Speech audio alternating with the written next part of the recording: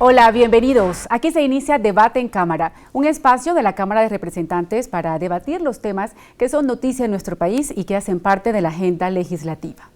La etapa más importante de cualquier ser humano es sin duda alguna la niñez. Sin embargo, las FARC desde la década de los 70 y hasta el año 2014 han reclutado más de 11.000 niños, a quienes el conflicto les ha robado la primera parte de su vida. Sin duda, un delito de guerra.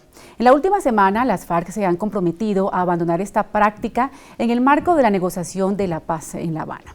Para conocer más sobre este tema, tenemos dos grandes invitados, el representante a la Cámara por el Departamento de Cundinamarca y del Partido Cambio Radical, el doctor Jorge Enrique Rosso. Bienvenido a Debate en Cámara. Muchas gracias, Diana, por la invitación a tu programa. Muy bien, nos acompaña también el periodista, analista político y también de conflicto, ex asesor de paz en diálogos con las FARC-EP en el Caguán, Lázaro Vivero. Bienvenido a Debate en Cámara. Diana, muchas gracias. Bueno, antes de entrar en materia y para poner este tema en contexto, los invitamos a que veamos el siguiente informe de nuestro periodista Uriel Ariza Urbina.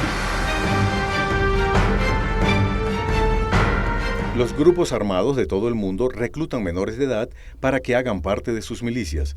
Se calcula que hay más de 200.000 menores según la ONU. Los usan porque son más fáciles de convencer, aprenden rápido, salen económicos y son sacados de zonas de pobreza. En Colombia, los grupos guerrilleros han sometido a los menores desde la década de los 90, la mayoría menores de 15 años. Hoy día, muchos de los adultos que están en las FARC y el ELN ingresaron a edades muy tempranas, entre los 7 y 9 años. A la fecha se han desmovilizado más de 6.000 menores y el 60% de ellos eran de las FARC, que desde 1997 tenía como regla no reclutar menores de 15 años para su ejército, tal como lo establece el derecho internacional humanitario.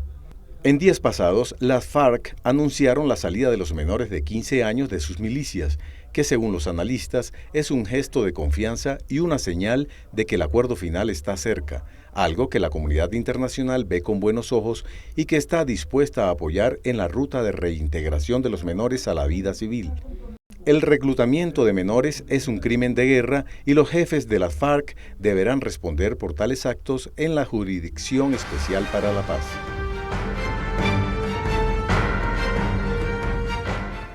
Representante, ¿qué opina usted de la situación que vive la niñez actualmente en Colombia a manos de las FARC? Es el delito más terrible que creo yo.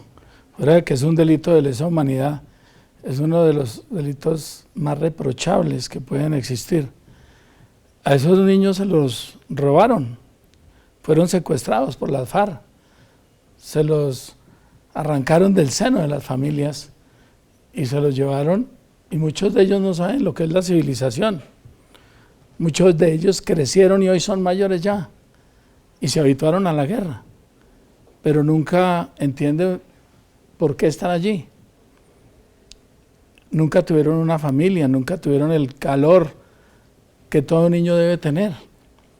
Indudablemente que eso en una sociedad como la nuestra es terrible y va a ser muy complicado la reinserción a la vida social de todas estas personas. Son mucho más de 11.000 personas de las que tú estás hablando. Muchos ya son mayores seguramente, pero la reinserción de eso a la vida social va a ser lo más complicado que va a tener el gobierno en un proceso de posconflicto, indudablemente, porque pues hay que arrancar de ceros. Muchas personas que llegaron a la guerra porque quisieron llegar a las FARC, por ejemplo, tuvieron una juventud y tuvieron una manera de pensar y llegaron a la guerra. Seguramente la reinserción de esas personas va a ser mucho más fácil que la de unos niños que sin pensarlo tuvieron que vivir la guerra y tuvieron que ver todas las atrocidades que se viven en la guerra.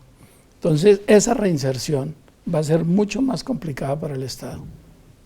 Analista, ¿cómo ve usted esa situación? Además, porque si bien lo dice el representante, son niños que fueron robados de sus hogares, etcétera. También hay casos de niños a quienes los hogares, sus familias los entregaban debido al caso extremo de pobreza. Y el tema de la reinserción, exactamente, ¿cómo va a ser ese proceso para estos menores? Aquí hay que analizar esto con mucho cuidado porque no solamente se debe presentar el hecho de que la FARC los retenga y se los lleve. Las circunstancias en todo el país, muchos de nosotros ni siquiera las conocemos. Una cosa es vivir en las grandes ciudades, otra cosa es vivir en los campos. No solo son los niños de la FARC, son los niños del paramilitarismo, son los niños del narcotráfico. O sea, ningún niño debería vivir lo que se han vivido todas estas personas que se dicen más de 11.000 niños en la FARC solamente. Pero mire lo grave del asunto, es que a nivel nacional los gobiernos han sido indiferentes con los niños.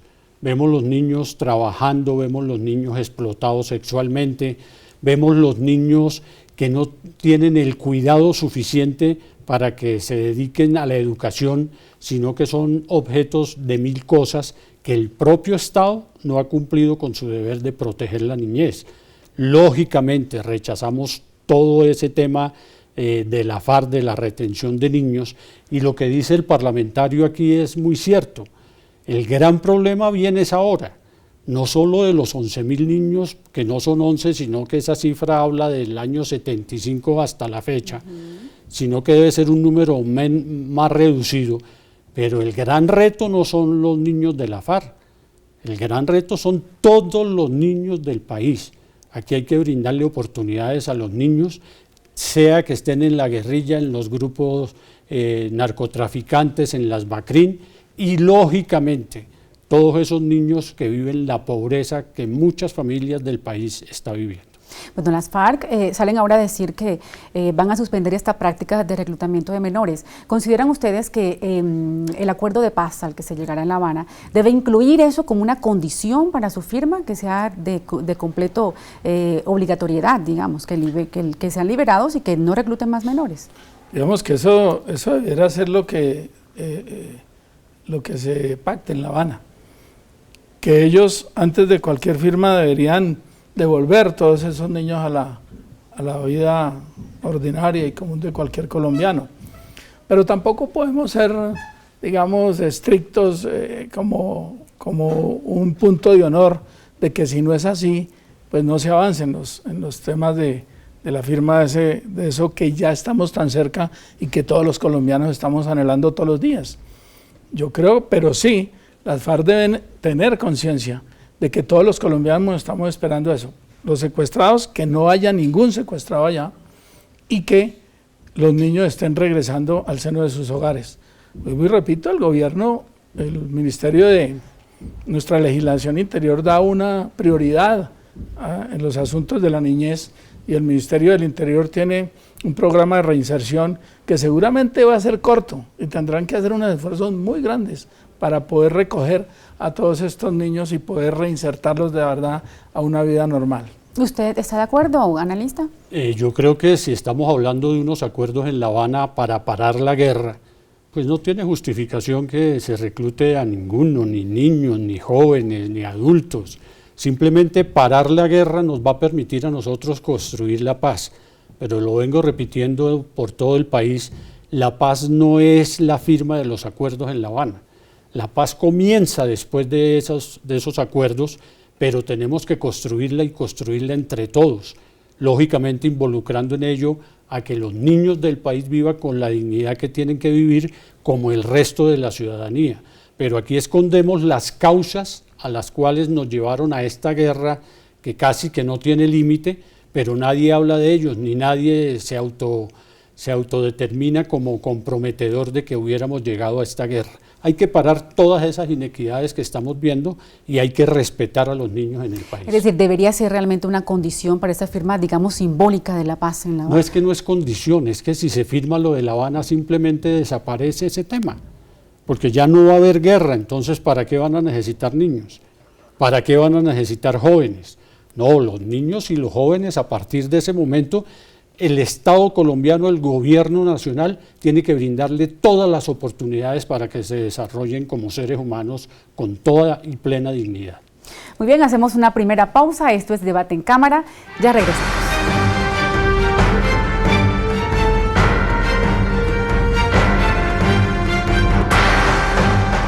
A mí me han estigmatizado por el color de mi piel. Yo he sido testigo de la discriminación racial. Alguna vez recibí comentarios racistas en pleno siglo XXI. Desde este 2015, empezó el Decenio Internacional de los Afrodescendientes en el mundo. Por el reconocimiento, la justicia y el desarrollo. Ya es tiempo de decir de manera definitiva no al racismo. No al racismo. No al racismo. Yo le pongo la cara al racismo. Yo le pongo la cara al racismo. Yo le pongo la cara al racismo. Yo le pongo la cara al racismo.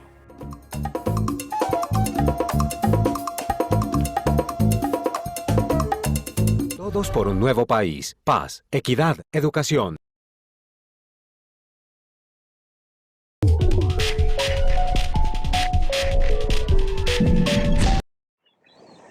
Papá, ¿para qué sirve la Armada Nacional? Para proteger nuestra economía. Colombia tiene el privilegio de ser el único país en Sudamérica con dos mares, el Pacífico y el Caribe, por donde entra y sale el 96% del comercio del país, por donde se importan y exportan productos que usamos cotidianamente, como tu computador, los teléfonos celulares, tus juguetes, los carros y muchos productos más. Y nosotros, como Armada Nacional, los resguardamos y protegemos con firmeza y dedicación todo el año. En la Armada Nacional estamos comprometidos con la protección de nuestra economía. Armada Nacional. Protegemos el azul de la bandera. Todos por un nuevo país. Paz, equidad, educación.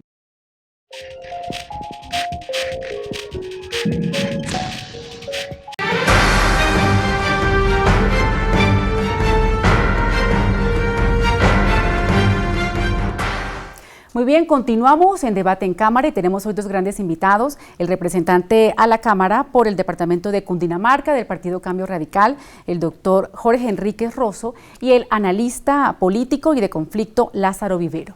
Bueno, hay muchas investigaciones y, por ejemplo, el periódico The New York Times en Estados Unidos afirman que la guerrilla, a pesar de esa promesa que ha hecho de no reclutar más menores de edad, lo están haciendo aún en la actualidad, continúan con esa práctica. ¿Qué opinan ustedes sobre eso? Eso es una cosa que nos tiene acostumbrada la guerrilla. La guerrilla le ha hecho muchas mentiras a los colombianos y en este proceso de paz no ha sido la excepción.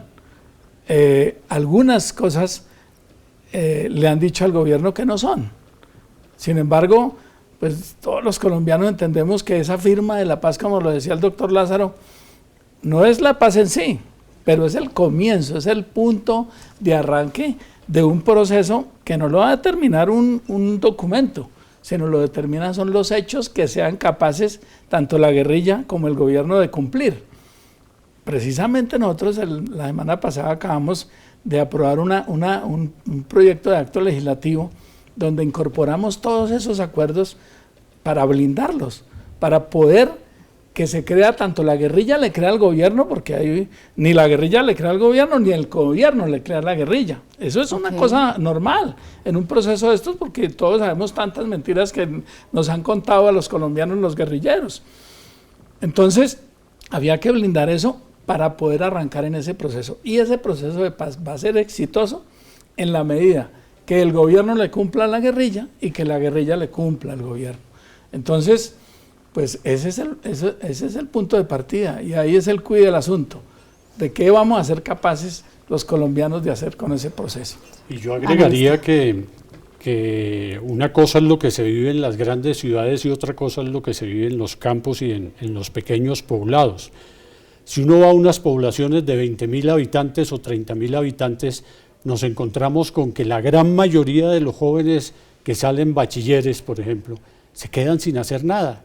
Entonces se convierten en carne de cañón para cualquier tipo cualquier grupo al margen de la ley que los quiera reclutar, porque además se les está cercenando el derecho a que se desarrollen profesionalmente, y esto es un círculo vicioso que no termina, porque ahí la responsabilidad mayor yo la veo es en el gobierno nacional, que cree todo ese ambiente para que los niños y los jóvenes estén dedicados a otras cosas y no queden volando con padres en extrema pobreza, por decir algo, que terminan incluso entregando a los niños a la guerrilla porque no son capaces de su manutención o de brindarles una vida con un futuro halagüeño, y eso se aprovechan lógicamente los grupos armados. Inicialmente no se los llevan para que carguen un fusil, pero sí se vuelven en personas que andan por donde ellos digan, mirando qué sucede y dándoles información, por ejemplo. Entonces, eso, para mí, la causa principal es el desgobierno en el sentido de materia directa con la niñez y la juventud. Bueno, ya ustedes lo han manifestado, digamos, una de las grandes preocupaciones de estos niños que no conocen otra actividad que estar en la guerrilla, en los campos, etcétera, es esa reinserción a la vida civil. ¿Cuál creen ustedes deberían ser las políticas del gobierno para ayudar a estos niños que ya hoy día son jóvenes, son adultos, para que realmente puedan, digamos, adaptarse ya a este entorno? Yo creo que el gobierno va a tener que dividir en varias cosas, en varios focos, digamos eso. Un tema importante y fundamental va a ser la educación. Brindarles una educación. Seguramente hay muchos de esos niños que son hoy analfabetas, o de esos muchachos ya, algunos adolescentes. Algunos seguramente en la guerrilla les habrán enseñado a leer, a escribir, algunas cosas fundamentales, pero creo que un programa de educación hacia esos muchachos y hacia esos niños y jóvenes va a ser muy importante.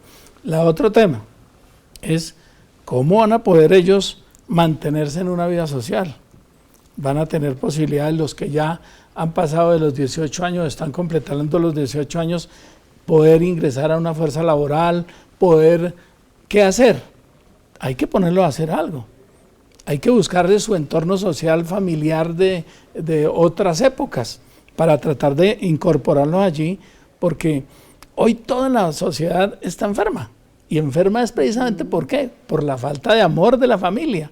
La falta de amor es lo que genera que los muchachos usen los alucinógenos, las drogas, terminen en ese tema por falta de cariño, porque sus padres nunca le ofrecieron el amor y la atención necesaria. Entonces seguramente eso va a ser muy importante, el tema afectivo, para poder en esa reinserción ser efectivos y poderles brindar un futuro más halagüeño a la juventud. Analista. Estudios internacionales dicen y afirman que se puede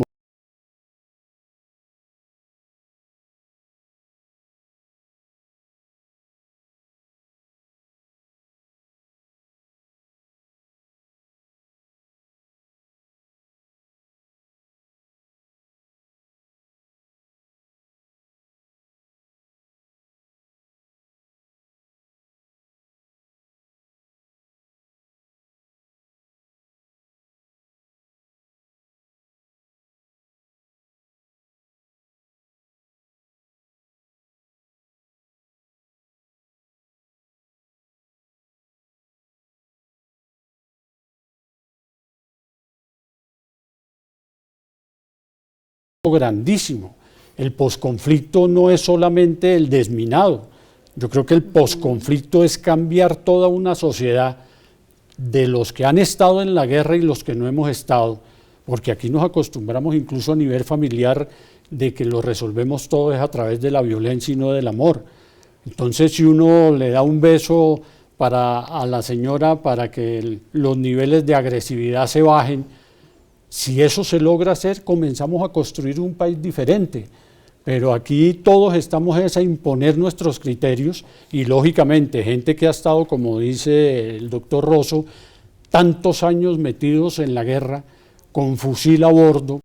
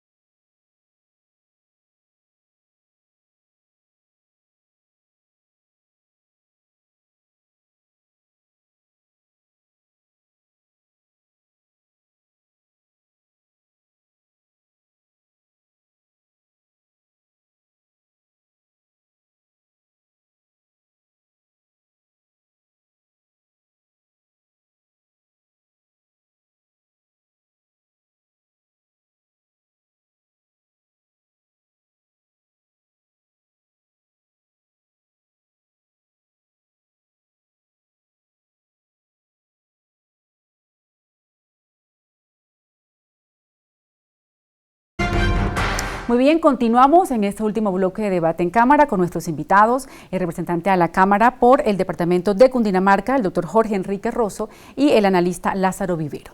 Bueno, ya ustedes lo decían, no es solamente el delito de guerra de reclutamiento de menores, también nuestros niños se les han vulnerado sus derechos, a pesar de que existe un código del menor. Frecuentemente vemos en las noticias violadores de niños, niños que no tienen acceso a la alimentación, los índices estadísticos muestran niños maltratados, también desnutridos, etcétera. ¿Qué medidas realmente se están tomando y que sean de verdad efectivas para que nuestros niños tengan una infancia feliz? Bueno, en el Congreso hemos tomado medidas por intermedio de las normas, las leyes. Hemos aumentado las penas, hemos sacado subrogados penales, por ejemplo, en el caso de la violencia sexual contra los niños. En fin, hemos dado instrumentos y herramientas al Estado para que ellos, que son los que ejecutan, pues lo puedan hacer de la mejor manera. Lo que pasa es que aquí ocurren muchas ineficiencias en el Estado. Hay funcionarios que no les interesa, que pareciera que están simplemente por ejercer un cargo, pero no por cumplir una función social dentro del Estado. No hay compromiso de los funcionarios y eso lo hemos visto especialmente en este gobierno, donde muchos funcionarios han pasado sin pena ni gloria, donde muchos funcionarios han dejado, mire, vemos lo que está pasando en el Instituto de Bienestar Familiar. Eso no puede pasar en este país y que el funcionario siga sin pena ni gloria. Funcionario que fue una funcionaria mejor que fue ratificada nuevamente, cuando en otro país lo que pasó con el tema de la Guajira de los niños, ese funcionario ya no estaba, tenía que haber renunciado. Sin embargo, aquí los funcionarios se atornillan sin ningún compromiso social. Analista, están las leyes, sin embargo se siguen cometiendo los delitos. ¿Qué pasa en nuestro país? ¿Cuál es la visión que usted tiene sobre esto? El país está lleno de leyes para todos, debería ser un país perfecto en todos los sentidos, pero resulta que, como dice el parlamentario, no se cumplen las leyes. El gobierno nacional es permisivo en muchas cosas. La misma clase dirigente política, y perdóneme que lo diga aquí en un programa del Congreso, pero hay que decirlo, muchos de los parlamentarios a nivel regional han hecho parte de esos desangres que, por ejemplo, tienen que llevarle la alimentación a los niños, el tema de la Guajira, el tema del Magdalena. Aquí no son solo los funcionarios, sabemos que los funcionarios son candidatos precisamente de la clase parlamentaria que terminan siendo elegidos gracias a sus favores.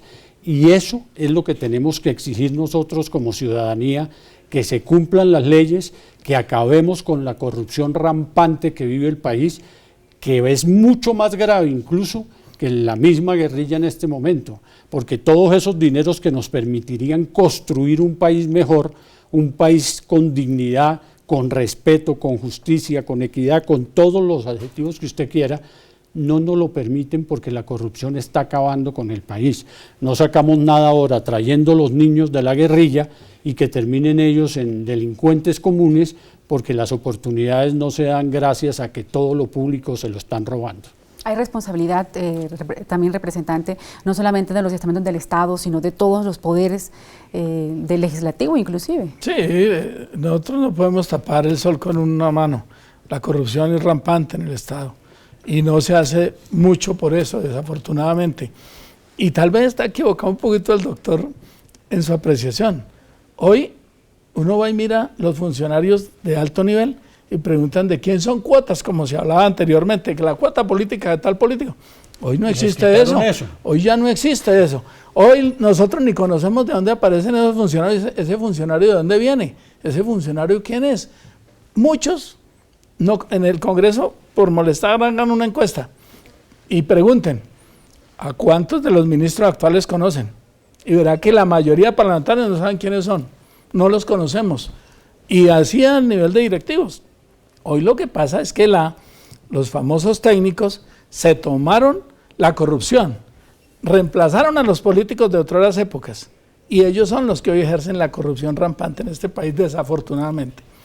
Bueno, analista, ¿voy a decir algo? Yo solamente quisiera hacer un llamado para que los ciudadanos en general cambiemos ese chip que tenemos, que no nos ha permitido precisamente hacer esa labor de ciudadanos de control político, de control a nivel de medios de comunicación.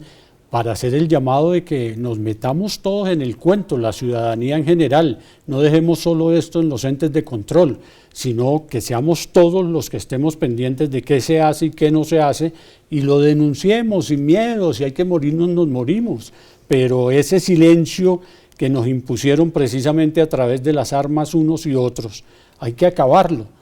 Bueno, finalmente y de manera muy breve, ya el representante mencionaba la aprobación del acto legislativo del blindaje jurídico para brindar seguridad jurídica a los acuerdos pactados en La Habana. ¿Es un mecanismo que realmente va a ser eficiente, que era importante firmarlo? Era sine qua non.